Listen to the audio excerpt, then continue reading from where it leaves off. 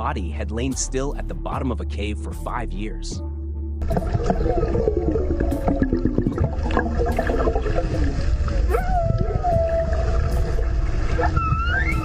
Hello, I am Mr. High.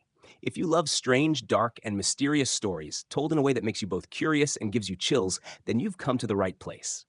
This is exactly what I do, and I upload every week. So, don't forget to subscribe to the channel and turn on notifications so you won't miss any video.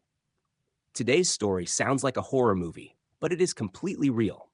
About a body that had lain still at the bottom of a cave for 5 years. A group of 5 Finnish divers entered what was considered the most dangerous cave in Europe. And at a depth of 200 meters, where absolute darkness prevailed, a shocking explosion rang out. In an instant, one person was pulled straight down into the abyss before the helpless eyes of his teammates. When the rescue team arrived, all they could do was leave that body forever at the bottom of the cave.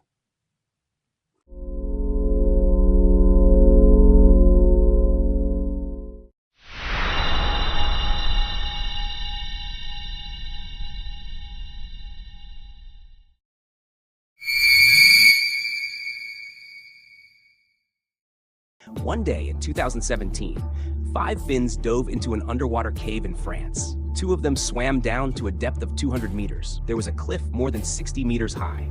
They stopped for a moment and then prepared to return. But just as they surfaced a little, a loud noise erupted. Immediately after, the diver below saw his companion fall right beside him. He hurriedly chased after to check the situation. Today, we will look at a rare cave diving accident, the Estromare incident in France.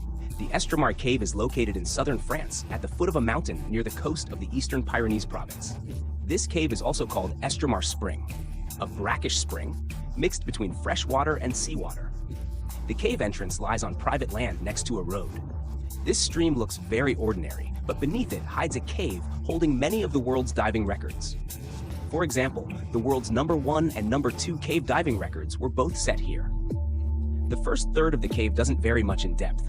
The deepest is just over 50 meters. But after about 1 kilometer, the passage suddenly slopes down. The remaining 2/3 are almost entirely cliffs. On January 6, 2024, French diver Xavier descended, reaching a depth of 312 meters, a total length of 2,900 meters. He set a new world cave diving record, but 312 meters is still not the maximum depth of this cave. How much deeper it goes remains unclear. The cave temperature is stable year-round at about 18 degrees. Visibility is mostly very good, very suitable for cave diving. Therefore, ever since the cave was discovered, it has always attracted many cave diving enthusiasts. But with more people, there are also more accidents.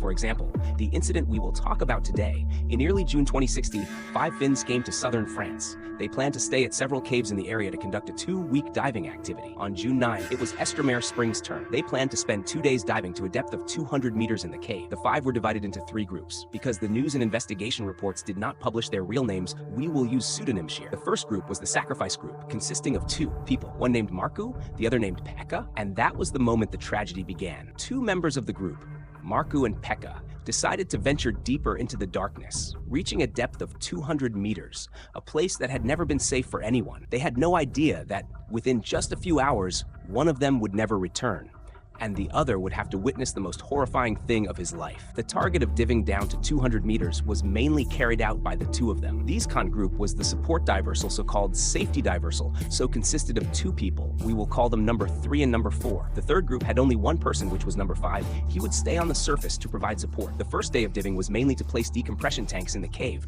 also to prepare for the official dive the next day. That day, Group 1 dove as deep as 160 meters, Group 2 down to 70 meters. They placed a total of 20 tanks along the way, which could be considered very thorough preparation. On the morning of June 10, all 5 again came to the cave entrance for the official dive. According to the plan, the 2 in Group 1 would go first, heading for the depth of 200 meters. 100 minutes later, Group 2, the safety divers, would follow and wait at a depth of 53 meters. The entire dive process was expected to last about 10 hours.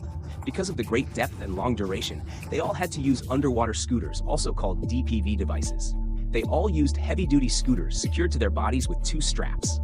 The structure of the DPV, simply put, is a pressure-resistant waterproof casing with a battery, motor, and propeller inside. From the outside, it looks very heavy, but underwater with proper handling, it can be kept in neutral state, making it much easier to use. This device effectively helps increase the diving distance underwater while reducing physical exertion and air consumption, thereby reducing the risk of divers experiencing elevated CO2 levels in the blood. In addition, Group 1 also carried 2 backup CCR units, that is, closed-circuit rebreathers. At 9 a.m., Group 1, Markku and Pekka jumped into the water. They followed the southern corridor to dive down. Although this area was near the cave entrance, it was as complex as a maze, and was also the place with the highest accident rate in the cave. For example, in one left branch of this corridor, there was a body stuck there for over 60 years. After passing through the southern corridor, the passage became horizontal and slightly wider. Because the depth did not vary much and visibility was good, the two moved very quickly. But that feeling of safety only lasted for a moment. Because after going a few hundred meters further, the passage suddenly changed shape. In front of them was no longer a comfortable horizontal path, but a pitch-black slope that seemed to lead straight down into hell. After going 800 to 900 meters, the terrain suddenly changed. The passage began to slope downward. It looked like a path leading straight to the gates of hell. At a depth of 100 meters, the space became wider and more gradual, but the entire passage still continued downward. The two found a flat ledge and placed the backup CC unit there. If their carried equipment malfunctioned, they could use it as a replacement. The two continued swimming down.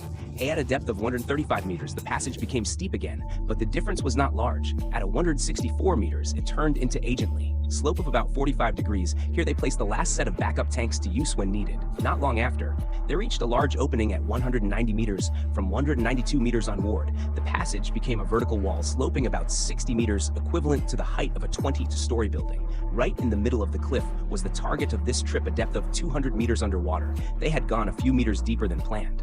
After stopping for nearly a minute, the two decided to return along the same route. At that time, Markku was above, Pekka was below.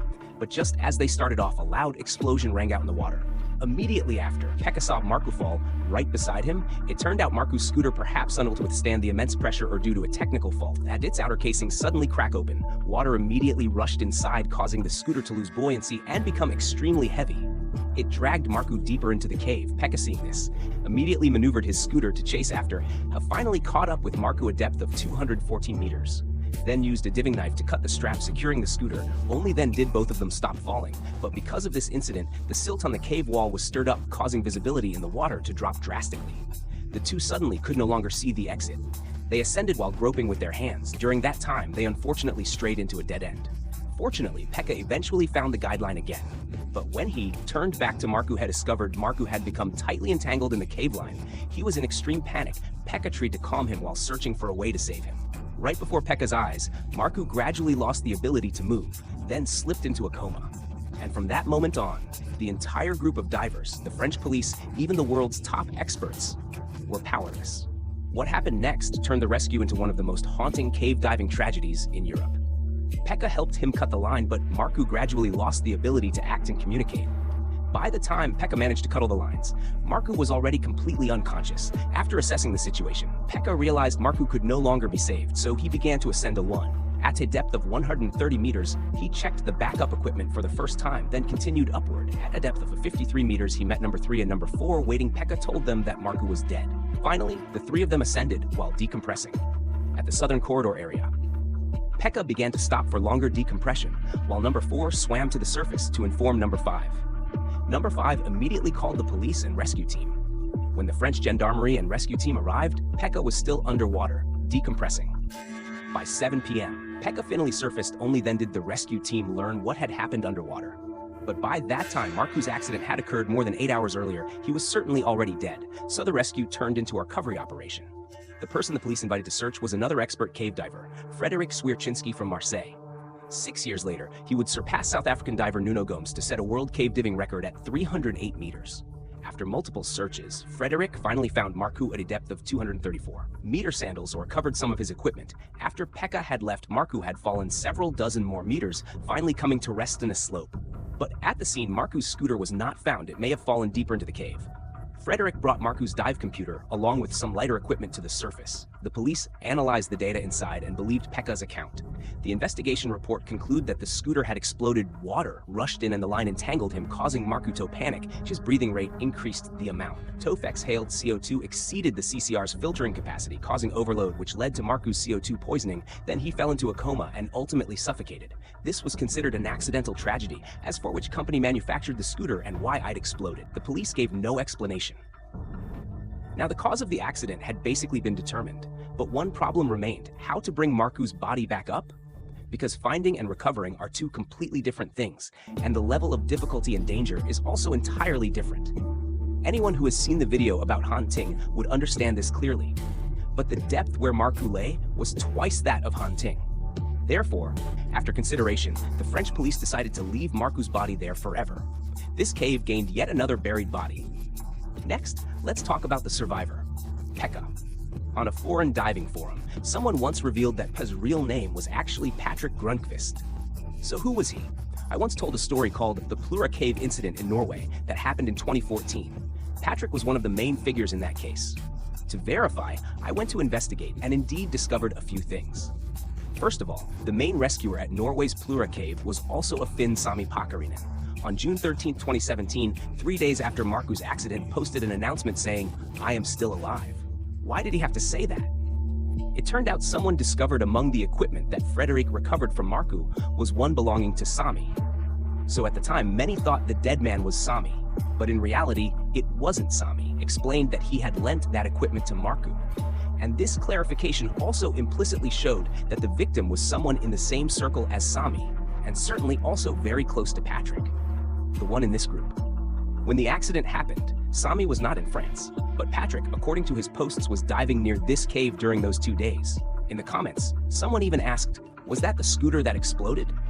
All signs indicated that the likelihood of Pekka being Patrick was very high.